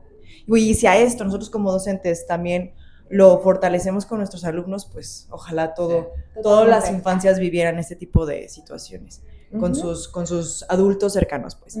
Bueno, el otro punto sería la práctica del no juicio, que yo creo que es muy complicada, porque justo a veces queremos estar evidenciando, no, lo voy a hablar por primera persona, en mí, estar como pidiéndole a la gente que no juzgue, pero primero tienes que empezar contigo, y contigo de no hacer tu juicio de manera personal. Y, por ejemplo, a mí me pasó mucho con el tema de mi cuerpo, que yo cada que me ponía dieta, o sea, te estoy hablando desde hace que tenía 11 años, yo creo, que me pusieron, porque yo no me pusieron a dieta. Cada que yo me ponían a dieta, tenía que venir acompañado al ejercicio, lo cual era complicado porque pues si no tienes el hábito y jamás te ayudaron como a ejercerlo, o sea, a tener como esta constancia con el ejercicio y así, pues es muy difícil porque luego te duele el cuerpo y luego ya no quieres ir y así. Y viene hilado, bueno, en mi caso venía hilado con que yo quería ver un cambio en el espejo, ¿no? Claro. Entonces, ¿qué pasaba? Que a la semana, a las 2 semanas de estar comiendo un tipo de comida que no me llenaba, que me hacía sentir cansada porque no me daba las energías que necesitaba y aparte estaba haciendo ejercicio, yo constantemente generaba un juicio hacia mi cuerpo porque algo está mal en mí. O sea, estoy haciendo todo lo que me pidieron y no estoy viendo resultados, entonces también le puse una connotación negativa al ejercicio. Claro. Ahorita, a mis casi 40 años, he encontrado y he creado una relación más positiva con el ejercicio porque no voy para ver cambios en el espejo. Voy por quererme ver, por quererme sentir fuerte. Claro. Por quererme sentir que me puedo valer por mí misma y que a mis 70 años me voy a poder levantar de la taza sola. Que escuché este comentario y lo leí pues en un estudio, que ese es un tema para las personas, para los adultos mayores, que no se pueden mover o levantarse de la taza porque les falta como masa muscular. Entonces dije, no, yo voy a empezar a levantar peso porque yo no quiero que eso me pase. Quiero preverlo. Y la verdad es que teniendo esa idea, vi que mi juicio bajó muchísimo. ¿De qué otras formas podemos practicar el no ejercer este tipo de juicios que se nos imponen de manera de a edades muy tempranas y que normalizamos con tanta facilidad? Híjole, yo creo que otra forma puede ser no participando en pláticas sobre los cuerpos, justo, ¿no? O sea, independientemente de la connotación, aparentemente tenga una intencionalidad positiva, ¿eh? O sea, ¿a qué me refiero con esto? Aun cuando el discurso sea, es que ya viste, desde que bajó de peso se ve súper bien, se ve súper bonita, justo esto que creíamos o que asumíamos, ¿no? De que creer que halagar es una manera positiva, ¿no? De reconocimiento, entre otras cosas, ¿no? Entonces, independientemente de la matiz que tenga, no participar en tema de los cuerpos, así de simple. Sobre los cuerpos no se habla, y el tema del cuerpo y de la salud es asunto de cada quien. Aparte, no le debemos belleza a nadie, ¿no? Esta es una frase que me dijo una de mis amigas con las que anteriormente llevaba el conversatorio, y sí es cierto, es que no le debemos ni salud ni belleza a nadie, ¿no? Otra forma también podría ser no quedándome en espacios en donde no me sienta cómoda o cómodo. O sea, ¿por qué tendría que quedarme o aguantarme estar en un espacio donde mi cuerpo ya me está dando señales o incluso ya estoy tensa, ¿no? Aunque no lo piense, pero estoy muy tensa con la plática que se está generando. Entonces, esa es otra. No se forcen ni se queden en espacios en donde no se sientan cómodos. Visibilizar la diversidad corporal nuevamente, ¿no? Hacer un detox de las redes sociales, ¿no? O a quienes le doy follow en Instagram, en Facebook, en todas las redes habidas y por haber, pues, ¿no? Y justo empezar a seguir más bien a personas que hacen contenido justo, que es más afín a mí o a lo que yo comparto, o que incluso que sí visibilizan, ¿no? Como toda la diversidad corporal, o que son activistas corporales también, ¿no? Creo que ese tipo de contenido nos puede nutrir un poquito más que estar siguiendo solamente a cuentas, ¿no? Que promueven más de lo mismo con lo que hemos luchado toda la vida. ¿Qué más? No halagar los cuerpos, ¿no? O sea, no hay que reducir el tema de los halagos o los elogios al aspecto meramente superficial, ¿no? O al aspecto físico, me refiero, ¿no? Podemos empezar a elogiar otras cosas, como a mí, por ejemplo, me encanta de Diana, ¿no? Que me encanta cómo se expresa y cómo platica y me siento muy cómoda estando con ella. Esa es una manera también de reconocer y de elogiar a alguien. En ti me encanta, ¿no? O sea, que apenas estoy conociendo, ¿no? Y siento como esa comodidad de poder hablar de lo que sea, incluso, ¿no? Que siento que en cualquier momento podemos estar en desacuerdo, pero no va a pasar nada. Entonces, los elogios van más allá de solamente la envoltura. O sea, entonces empezar a aprender y no reducir el tema del valor de la persona, porque al final ese es el mensaje, ¿no?, que se envía. No reducir el valor de la persona al aspecto físico. Puede ir mucho más allá. Y aparte, bueno, el aspecto físico nos va cambiando, ya lo vimos, ¿no?, por muchísimas situaciones. Entonces, yo agregaría esas cosas, ¿no? Ay, jole, ya estoy así como que piensa y piensa y piensa y piensa. Pero bueno, finalmente tenemos el revelarte todos los días. Y, híjole, esta me gusta, me la dejé a mí adrede, porque pues es que sabemos que hay todo un sistema detrás de todo esto, que es muy amplio, ya lo has mencionado tú, es que no, o sea, aquí nomás estamos en una sola línea, espérate cuando ya empieces a investigar todo lo más que hay, ¿no? Sí, todo lo que se abre. Y la verdad es que desde que nacemos ya hay una opresión que nos enseña que para que nuestro cuerpo acceda a ciertos privilegios tiene que ser delgado. Uh-huh. Desde la ropa que te gusta, tiene que ser de esta forma, para que entres en la ropa, ¿no? Pero sobre todo, yo me empecé a cuestionar entre muchos temas porque tengo 2 niños, un niño y una niña. A mi hijo yo en ningún momento lo vi cuestionarse sobre su cuerpo, jamás. Y tiene 10 años hasta hoy. A mi hija sí. O sea, la llegué a ver frente al espejo y decir, ¿por qué no tengo el cuerpo tal? ¿Quién dijo que tenías que tenerlo así? Uh-huh. ¿Qué edad tiene? O sea, tiene 6 años. Entonces, ahí me llegó una preocupación, o sea, sí fue una angustia, porque entonces yo, de alguna forma, ya había empezado a deconstruir estos temas, ya había empezado a masticarlos, a hablarlos, o sea, como lo dije desde un principio, a tener que cuestionarlos desde mi propia historia y la de las mujeres que me rodean. Entonces dije, ahora esto, o sea, ahora en la crianza, entonces me toca tener que hacer un paraguas para que no afecte a mis hijos. Y más, en este caso, a mi hija, ¿no? ¿Eso es lo único que nos queda entonces? ¿El revelarnos todos los días? Qué fuerte y qué buena pregunta, ¿eh? Si les soy muy honesta, no tengo una respuesta exacta para esto. Sin duda es muy cansado, ¿no? Estar todo el tiempo en resistencia, estar todo el tiempo, ¿no?, revelándonos, porque al final del día vamos contracorriente, ¿no? Y somos una minoría la que ya se ha sensibilizado. Qué bueno que ya cada vez somos más. Y ojalá que más adelante. Qué bueno que estamos hablando justo de esto para generar algo ahí en casita, ¿no? Pero también diría que podemos encontrar mucho apoyo y mucho sostén, ¿no?, en redes que elijamos tejer. Y justo eso, que las podamos elegir, ¿no?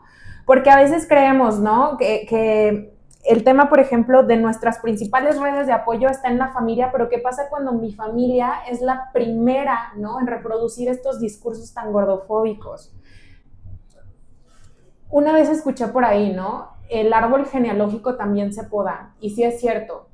La diferencia aquí es que podemos elegir cómo queremos vivir esto.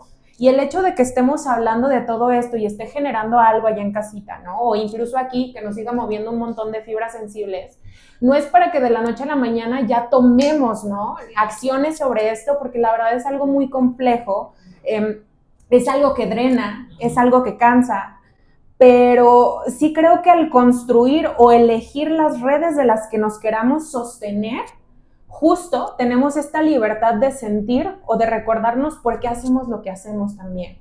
Pero también se vale hacer pausa, ¿eh? O sea, si yo les contara la cantidad de veces que me he ausentado de redes sociales porque es algo que me cansa y porque aun cuando ya llevo, ¿no?, como 5 años empapándome de esto, me considero que nunca dejo de aprender y al final del día, en algún momento, ¿no?, escuchar todos los días, todo el tiempo, sin parar, por todos lados, ¿no? Claro que me hace, ¿no?, verme tentada a la posibilidad de, ¿y si mejor me uno, ¿no?, y confluyo con el resto de las personas? Claro que va a ser tentador, porque implica mucho castigo, mucha sanción, mucho señalamiento, el ir en contra de todo esto. Entonces, yo les podría compartir eso, ¿no? No tengo una respuesta exacta y me encantaría tenerla, ¿no?, porque creo que generaría un montón de esperanza, pero también saber que cada vez ya hay más espacios en donde sí podamos habitarlos con todo y lo que implica habitar nuestro cuerpo, ¿no? Entonces, tomar las pausas que sean necesario, construir nuestras redes por elección, no por imposición, porque de repente el tema de la familia, disculpen cómo lo voy a decir, pero yo siempre tengo esta analogía de que la familia es como un parásito, ¿no? O sea, se mete y no avisa, y esa es la relación que tienes, ¿no? Y que ya está impuesta. Pero yo sí puedo elegir cómo quiero relacionarme con mi familia. Y esto no quiere decir, ¿no? Que entonces, si mi abuelita, mi tía, genera este discurso, necesariamente yo me tenga que pelear, sino que a lo mejor yo puedo tomar una distancia, que para mí es, podemos llevarnos bien, sé que tú no piensas así, porque a lo mejor no has tenido el acercamiento que yo he tenido, ¿no? O que a mí los mismos temas en consulta me han obligado, ¿no? Y de esa manera también creo que pues he sido privilegiada, o por la carrera, o porque me ha sacudido, ¿no? Y en general, creo que así es como nos vamos acercando a esto. Entonces, de entrada yo diría, ¿no? Elijamos con quiénes queremos acompañarnos de todo esto. Así, si queremos tomar una pausa, hay alguien que nos está sosteniendo y hay alguien que no nos juzga por tomar esa pausa. Es un tema de verdad cansado y es un tema difícil, porque como les digo, al final del día vamos contracorriente. Contra lo normalmente establecido, ¿no? Contra lo hegemónico. Sí, aparte no hay reglas, o sea, tú las vas creando, ¿no? Exactamente. Bueno, con toda esta plática, me sale, o sea, me viene a la cabeza todo el tema de los alimentos y cómo se han satanizado o hemos satanizado algún tipo de grupos de alimentos porque esos son malos y te hacen engordar, o viene aunado al tema de salud, de que no, es que esos no son saludables, entonces no los comas. Yo te voy a platicar algo que me pasa a mí. Yo desde pandemia para acá he cambiado un montón la manera en la que yo vivo, en todos los aspectos, y uno de ellos han sido también, pues, mi alimentación. Pero voy a reconocer que al principio empecé siendo como muy snob en el tema de la alimentación, entonces yo me volví completamente pues saludable en el tema de la comida, ¿no? Y empecé a replicar este tipo de narrativas con mis hijos de que no, acuérdate que azúcar no, y después muchas personas alrededor de mí me ayudaron mucho como también a hacer esta observación que yo ya estaba satanizando el azúcar, por ejemplo, o los refrescos, o el alcohol, cuando en realidad pues no deberíamos de satanizar nada. Si tenemos como la convicción de ser saludables, la salud no es lineal. O sea, a lo que me refiero es que no, tus acciones no tienen que ser exactamente las mismas todos los días para tener una salud. Hay personas que cumplen con todas las cosas que se podrían tomar como saludables y aún así puede que tengan algún tema de salud, ¿no? Alguna enfermedad crónica.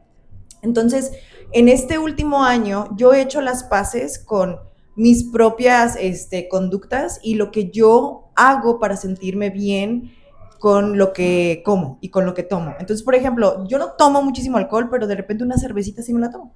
Y antes yo misma me juzgaba de que, qué hipócrita eres. Estás diciendo que eres saludable y haces ejercicio y ahora ya te estás chingando una cerveza. Cuando eso estaba en mi cabeza, ¿sabes? Entonces, ¿cómo poder encontrar un equilibrio mientras te estás rebelando ante todo este sistema y cómo comer en paz? Porque creo que eso es algo que a todas y a todos nos hace falta, traer paz a nuestro platillo y a nuestra cabeza. Bueno, primero que nada, ¿no? O sea, a veces se cree que cuando mencionamos el tema de los azúcares, ¿no? O la comida chatarra, y lo pongo entrecomillado porque justo el movimiento antigordofobia elimina ciertas palabras de su vocabulario porque vienen cargadas de estigma. Y si tú mencionas la palabra chatarra, al final es basura. La comida no es basura, es comida, punto, ¿no? Y el tema de sobrepeso, que hace rato no quise interrumpir, ¿no? También es una palabra cargada de estigma. Ya lo dice la bellísima Raquel Lobatón, ¿no? Sobrepeso es tan absurdo como decir que alguien tiene sobreestatura. ¿Sobre qué peso? Uh-huh. ¿Sobre qué margen de referencia? Ahí se me puso hasta la claro. Exactamente. Entonces, por ejemplo, volviendo al tema o a la pregunta que tú me haces, pensar que solamente, ¿no? Comer todo el tiempo, ¿no? Comida procesada no es sano. Bueno, tampoco del lado contrario. Comer todo el tiempo lechugas y ensaladas tampoco es sano, ¿eh? Todo el tiempo no es sano. Entonces, Primero entender que el poder elegir los elementos, como ya lo había mencionado, es un tema de privilegio. No todo el mundo ni todas las personas tienen acceso a comer lo mismo. Hay personas que van al día, ¿no? Y para ellos va a ser muchísimo más importante a lo mejor cuidar esos pesitos que tienen e irse por lo más económico, porque quién sabe si mañana tengan dinero o no. A diferencia que una persona a lo mejor sí tiene, ¿no? El dinero para poder acceder a un salmón, que aparte es carísimo, ¿no? O todos estos alimentos que se han encargado de decirnos que son muy sanos. Entonces, eso, ¿no? También hay que entender que los alimentos no solamente se reducen a nutrientes, también tienen componentes emocionales y sociales. ¿A qué me refiero con esto, no? En el tema, por ejemplo, de lo social, mucho de cómo nos alimentamos tiene que ver con una cultura y una tradición. Y al menos aquí en México, ¿no? Ustedes me corregirán, o allá en casita también, ¿no? Pero yo considero, ¿no? Que el primer lenguaje de amor es a través de la comida. Nuestras abuelas, ¿no? A lo mejor habrá abuelas que sí nos dicen te quiero y aparte nos preparan la comida. O nuestras mamás es la manera en cómo nos hacen sentir apapachadas. Nuestra familia en general. O cuántas veces, ¿no? Tenemos tiempo sin ver a alguien y les decimos, a ver, ¿cuándo nos vamos a un cafecito, no? O nos vamos a hacer una carnita asada, ¿no? Entonces, la carnita asada es solamente el pretexto, pero justo reconectar con cosas que van más allá de la comida, como lo que me permite el poder hacer esta carnita asada, ¿no? Que al final es estar en convivencia con las demás personas. A eso me refiero con que tienen componentes emocionales y sociales. El otro tema también es que tiene que ver con que necesitamos hacer las paces con los alimentos para sanar nuestra relación con la comida, con nuestro cuerpo, con el deporte también, ¿no? Porque la manera en cómo se nos enseña que tenemos que acercarnos al deporte es desde el tengo que, porque tengo que cambiar algo de mí, es exponiéndonos justo a eso, ¿no? Entonces, centrándonos en el tema de cómo sanar la relación con los alimentos, mucho tiene que ver con esta exposición a ese alimento que tanto nos incomoda, que tanto nos da miedo, que viene cargado o categorizado como bueno, malo, ¿no? Entonces, para dejar de sentir incomodidad o rechazo respecto a ese alimento, primero tengo que sentirla. No hay una fórmula mágica que nos diga que podemos saltarnos la incomodidad para entonces sí poder tener una mejor relación. No, es que es imposible, con todo y la incomodidad. Y conforme se vaya exponiendo, ¿no?, a este alimento que me da miedo y culpa, va perdiendo la fuerza del miedo y la culpa, ¿no? Justo lo que hace que tengamos miedo, ¿no?, de descontrolarnos, es el tema de qué tan restringidos hemos estado, pues desde que hacemos la primera dieta, ¿no? Es importante, o sea, que aclaremos aquí que, bueno, primero me quedo con esto, ¿no?, de la restricción y se los planteo, ¿no? ¿Qué pasaría si yo les dijera, no sé, que el día de mañana esa comida favorita que ustedes tienen, no sé, me voy a centrar en el chocolate, ¿no?, asumiendo, perdón, que a todas nos gusta aquí, que es nuestra comida favorita, y lo digo entrecomillado. ¿Qué pasaría si yo les dijera, no, que el día de mañana ya no va a existir el chocolate? ¿Qué creen que harían hoy? Pues te comes todos los chocolates que hay, Y es ¿no? que esa es la forma o el mecanismo en que funcionan las dietas. Te hacen sentir que es un pensamiento de todo, hoy todo o nunca, ¿no? Y vives en un constante miedo de, ¿no? Entonces, en la medida en la que tú tengas acceso o disponibilidad a todos estos alimentos, les juro que el deseo de verlo de esa manera va a disminuir. No me voy a ver en esta tentación, que de pronto es una palabra también que se utiliza mucho, como voy a pecar, ¿no? Y es como, no, solo te estás alimentando. Y que aparte ahí viene el atracón, ¿no? O sea, que exactamente. Es como, hoy, porque mañana empiezo la dieta. ¿Cuántas veces no nos ha pasado? El lunes empiezo la dieta, entonces el fin de semana te chingas todo lo que se te atraviesa. Esa es una conducta alimentaria de riesgo y es de las más normalizadas, ¿eh? Hay personas que dicen, yo me voy a portar bien, vuelvo a decirlo entrecomillado, ¿no? De lunes a viernes, para el sábado y domingo darme pase libre, ¿no? Imagínense justo lo que decías hace un momento de la neurociencia. ¿Cómo está captando tu cerebro todo esto? Entonces, ¿es un tema de premio-castigo? ¿Así es como funciona acaso? Soy buena y soy mala. Soy buena y soy mala, ¿no? Entonces, soy buena porque me estoy ingiriendo alimentos que categorizo como buenos y soy mala, ¿no? Cuando me estoy ingiriendo, ¿no?, alimentos que categorizo como malos. Entonces, justo esto tiene que ver con que no nacemos teniéndole miedo a cómo nos alimentamos o al engordar. De hecho, eso se aprende. Y de hecho, nacemos siendo muy intuitivos, ¿no? Cuando somos bebés, ¿cómo pedimos el alimento? O sea, a través de distintas señales de hambre y saciedad, y a través del llanto, ¿no? Le hacemos saber a nuestra mamá, o sea, que ya tenemos hambre. Y eso ya viene de manera, o sea, viene casi que desde el nacimiento, ¿no? O sea, ya nacemos como con esta forma de alimentarnos intuitivamente. Y el tema, por ejemplo, también del hambre emocional, que de repente se sataniza un montón, ¿no? Es completamente normal. Piénsenlo de esta manera, ¿no? Creo que la mayoría de las personas, ¿no? Su primer alimento sí ha sido emocional porque es a través de la lactancia. Y no solamente le estoy alimentando, ¿no? No solamente le estoy dando la lechita, sino que también estoy generando un vínculo, estoy generando protección, amor, un confort, ¿no? Y de esa misma manera es que a veces se nos antojan ciertos alimentos porque nos sentimos tristes, porque nos sentimos enojados, o sea, eso es completamente normal, no hay nada de malo con eso. O sea, ya nacemos justo con estas señales, pero lo que hace que nos desconectemos de todo esto son justo tener nuestro primer acercamiento con las dietas. Porque las dietas, justo como les decía hace rato, ¿no? Son una manera más de controlar el cuerpo, pero también una manera más de controlar cómo nos alimentamos. Tengo que apagar mis señales de hambre y saciedad porque aquí dice que no me puede dar más hambre de lo que tengo que comer y punto. Oye, se me viene a la mente, por ejemplo, en una de las múltiples veces que fui con un nutrióloga, donde incluso te enseñaban a qué hacer en caso de ansiedad. ¡Ay, no! Y hoy... Apretarte el balín, ¿te acuerdas? ¿No te acuerdas? Sí. ¿Tienes hambre? Sí. Apriétate el balín. Que te duela para que se te olvide la ansiedad. Hoy, obviamente, sí, lo veo con humor, pues, pero a la vez me veo con autocompasión de aquella Diana que tenía ese deseo. Ya siento que ya no tanto. Sí. Que me rebelo, que resisto. Ahorita que te escuché hablar también sobre los alimentos, ¿sabían ustedes qué fruta no se come en mi casa? El mango. Ah, sí, me imagino. ¿Por qué tiene mucho azúcar? Porque tiene mucho azúcar. Por vos. Ajá. La papa también era un, o sea, estaba satanizado. Claro. Y así, o sea, imagínate cuántos alimentos entonces los vuelves a introducir, pero hasta con ellos debes de tener una reconciliación, porque pues sí se hacían esas cosas. Bueno, a lo que voy yo es que este tema es muy amplio, pudiéramos incluso tener, yo creo que una parte número 2.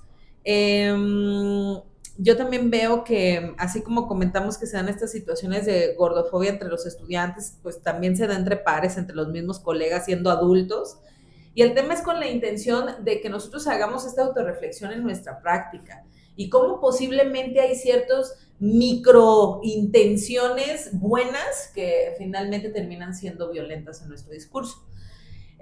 Ya has estado dando algunos ejemplos de por dónde empezar para empezar a erradicar estas prácticas. Una de ellas me queda súper claro que es empezar a hablar sobre la diversidad de los cuerpos, de sus tamaños y no nada más en sus colores, sino que hay diferentes cuerpos y punto.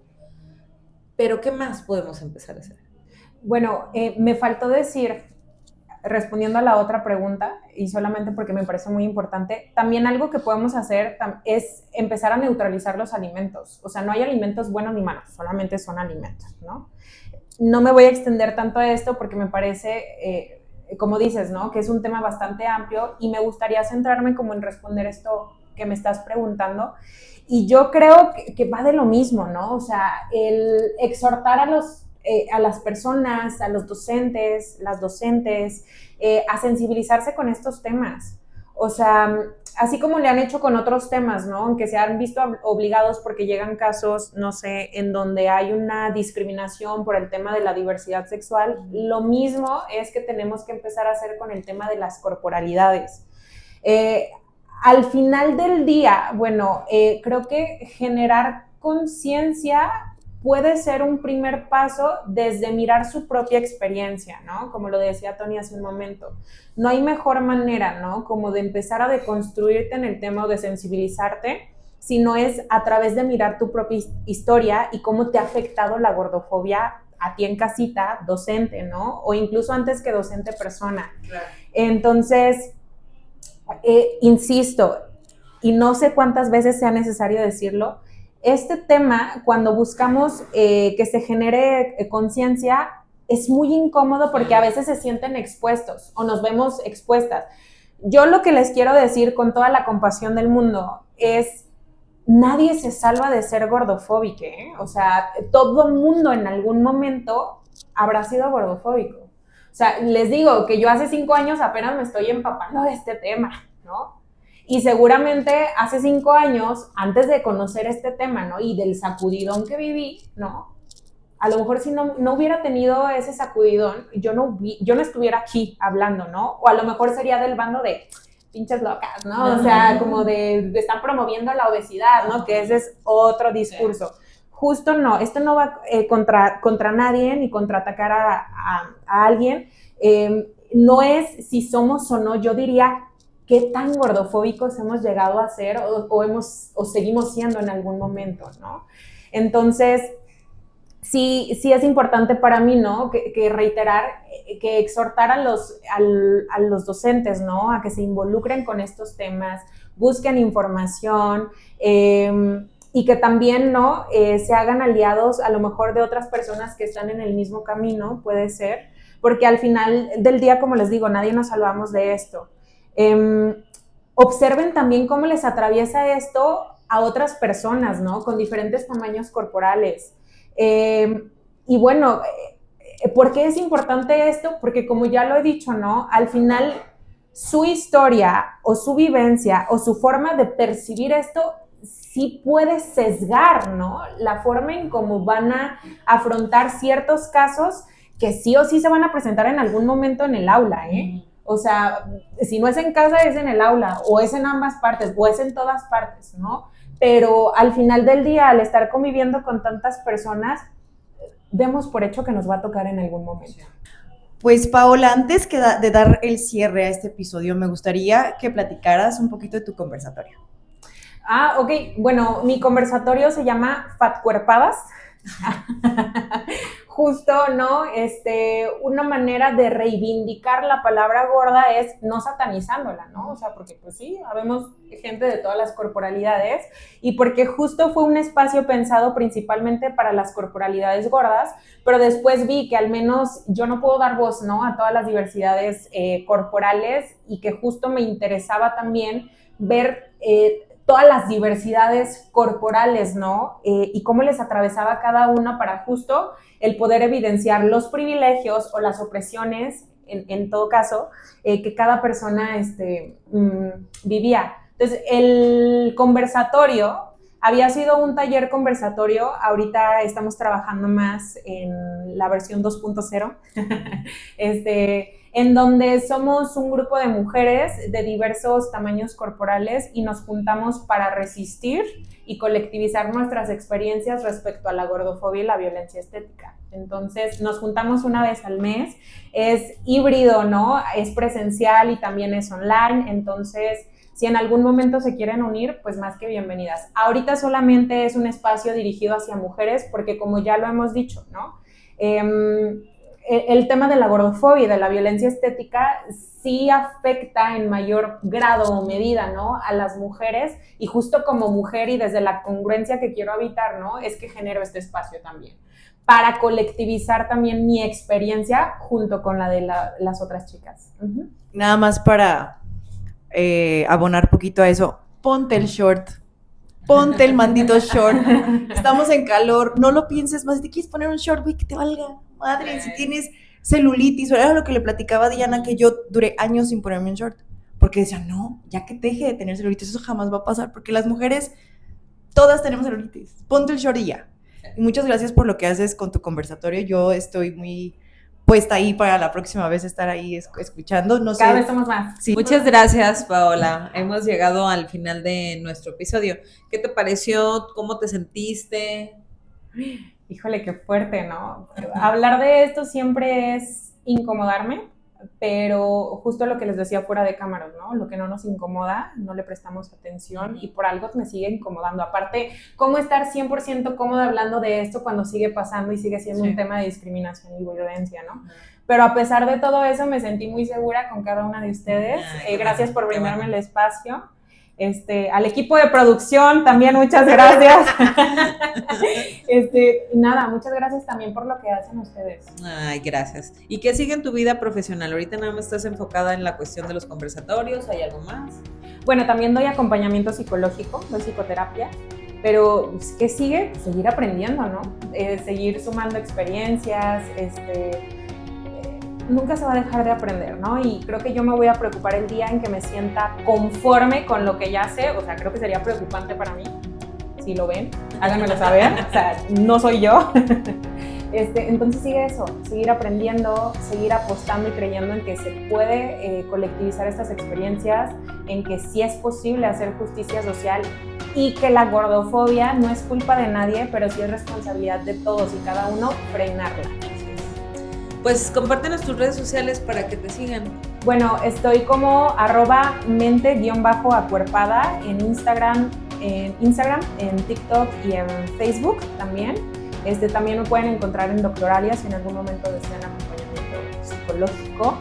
¿Y qué más? Bueno, eso, y nada más que agradecerles. Muchas gracias, Paola. Y a ustedes les recordamos también nuestras redes sociales. Estamos ahí en contacto en Instagram, es @do.cente con Z. TikTok es @do.cen.t. Y en YouTube estamos como docente, /salud mental para docentes. En todas nuestras redes sociales estará activo el link para que puedan acceder a este video y bueno, a este episodio. Y pues muchísimas gracias a ustedes que nos sintonizan desde donde sea, desde Spotify, desde el video, desde donde sea. Muchísimas gracias. ¿Y tú que nos ves, cómo cierras? ¿Con qué te quedas? Déjanos tu comentario. Muchas gracias, Paola, nuevamente por aceptar la invitación. Por la invitación. Gracias. Y a ti, profe, muchas gracias por acompañarnos hasta aquí. Recuerden suscribirse a nuestro canal y compartir esta información con otros colegas. Nos vemos en el siguiente episodio. Muchas gracias.